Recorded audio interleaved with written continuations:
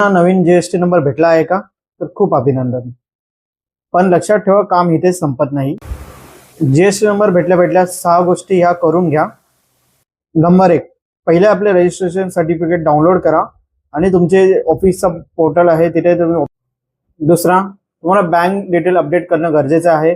45 डेजच्या आतमध्ये तुम्हाला bank detail update करावे लागेल.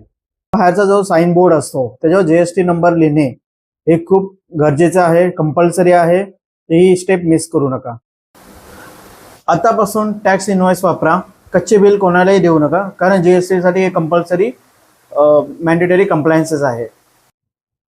सर्वात इम्पॉर्टंट, जर बिझनेस नसला तरी तुम्हाला नील रिटर्न करणे कंपल्सरी आहे.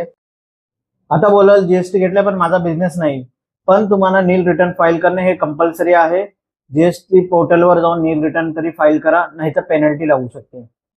जे पण तुम्ही परचेस आणि सेल बिल केलेले आहेत जीएसटी नंबर टाकून, ते ऍटलिस्ट जमा करून ठेवा पुढचे 3, 4, 5, 6 वर्ष, कारण त्याचं व्हेरिफिकेशन होत असतं.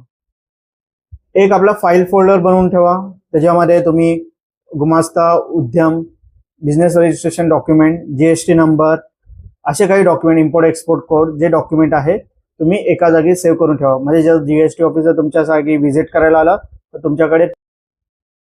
अजून अशा प्रकारच्या इन्फॉर्मेशनसाठी आपल्या पेजला फॉलोअप करा. हा नवीन ब्लॉग आहे आपला. प्रयत्न करतो की तुम्हाला ही माहिती चांगल्या प्रकारे सांगण्यात येईल. तर सपोर्ट करा. थँक्यू.